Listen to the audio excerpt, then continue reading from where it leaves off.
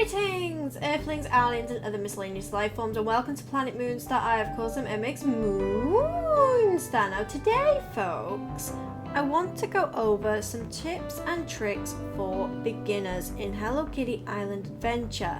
I've designed this little tips and tricks video with beginners in mind as much as possible. There are a bunch of guides that I have uploaded on my channel all about Hello Kitty Island Adventure. If it's something you're stuck with, it's probably a guide, because I've got like over 250 of them. So you can go to my Hello Kitty Island Adventure guide playlist, and it's got all the guides I could possibly think of that somebody might need. If you have a suggestion for my guides list, let me know down in the comments below. And if you need any help, let me know down in the comments below. But without any further ado, let's just get into that video. Save all of your materials for quests only, and only buy something if you really have to, because you never know when that one piece of material might come in handy for a quest. 2. Make sure you go around each day and collect everything you can, because you never know when you are gonna need some of these resources. If you find yourself running out of things to do, I would suggest that you go exploring. There are a bunch of treasure chests and puzzle rooms to find. And if you get the treasure chests, you can get all sorts of resources and goodies that will help you along in your Hello Kitty Island Adventure journey. So say if you've already done the last one I said, you've already been to all the puzzle rooms and you've already been to all the treasure chests, have you had a look at your achievements tab? Because in your achievements tab, you've got very specific tasks that will give you a bunch of resources that are very helpful for your Hello Kitty journey. So if you go ahead and complete some of these, you will get a nice little bit of resource. Woo! My next tip would have to be, make sure you're doing the most you can do within a day.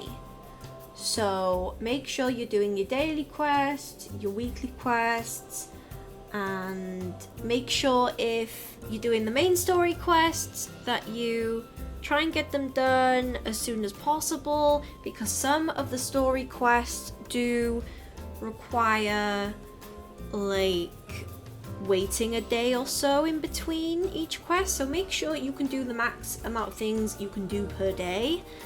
A good way to know if you're actually on track like that is if your quest thing actually says you need to wait a day and you've done everything else you can do. That way you know you've done everything you can for that day and you don't have to worry about that day anymore. You can just spend the rest of the day playing mini games or picking up resources. Next on the list is gifting. Now, when you're first starting out, you're not going to have all these options that I've got here. So giving a character something per day is better than not giving them anything. So please don't get disheartened if you haven't got all the fancy gifts straight away that you can give to people. Just focus on giving them what you can.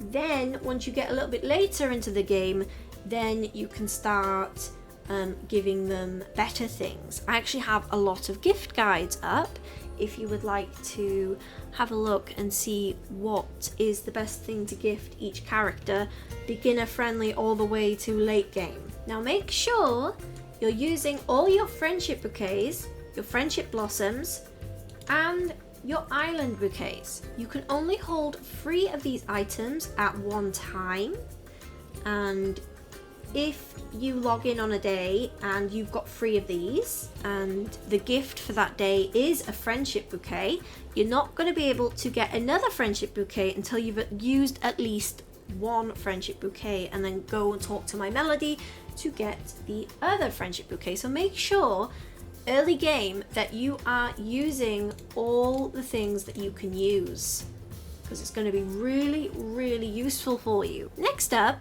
Companion abilities will help you so much with your daily life in Hello Kitty Island Adventure.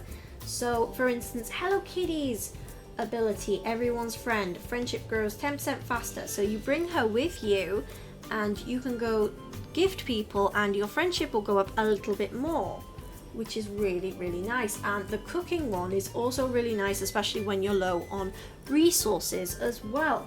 And there are a bunch of other characters who have such amazing abilities. So you can befriend the characters and you can actually go through and you can see who has what ability that will help you with your game. I would recommend Hello Kitty for friendship level gaining. If you don't have Hello Kitty up to her companion ability level yet, what you can do instead is bring My Melody with you, because My Melody has return an extra gift when gifting, and that is unlocked at level 4, so you can get that pretty soon. But I think Hello Kitty's friendship ability is like, oh, level 12 actually. So what I would do, I would bring My Melody with you, providing you got to level 4, and then go around gift everyone. So that's what I would do in early game.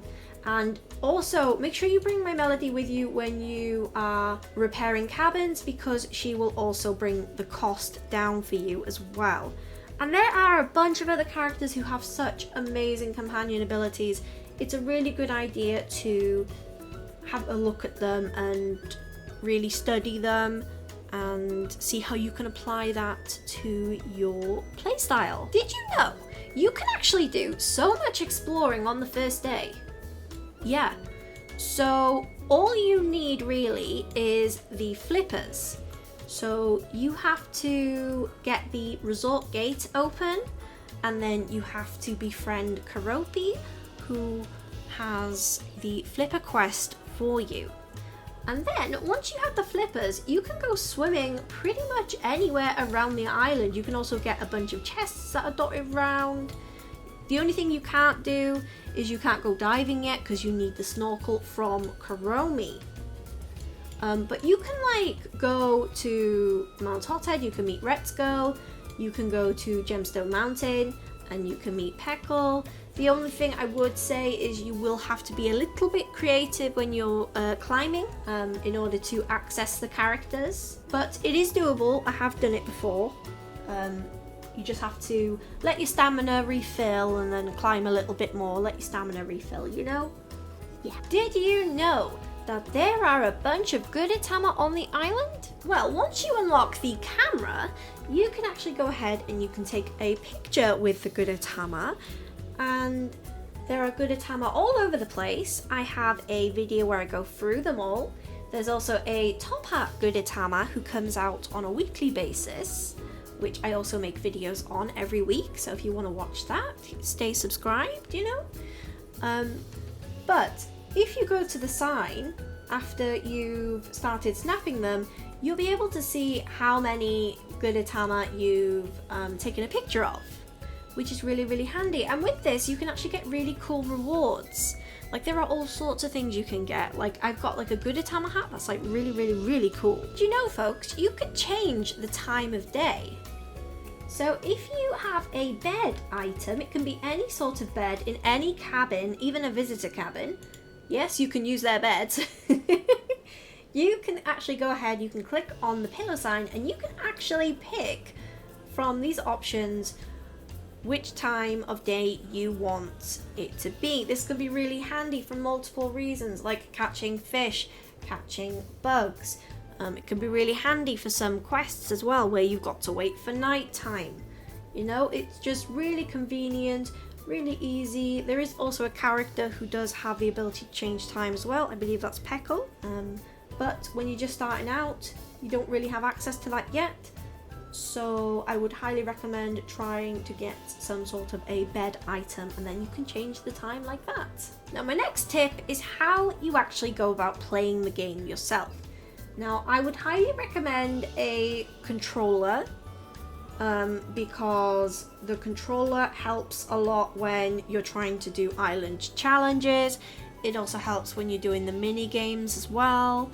And there's a certain option in the settings.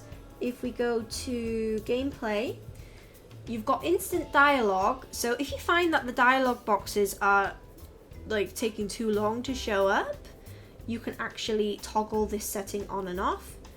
And then if you want the quest guiding light on always, you can actually toggle this on as well. And you can have auto track for your quests, which is also really handy. It just, if you get a new quest, it will automatically start tracking it at the top of the screen for you, which is also really handy. And finally, make sure that you are playing all the events that come by, because you never know when you're going to need an event item or clothing for a future visitor. Cough, cough, cough, Peron, cough, cough, cough.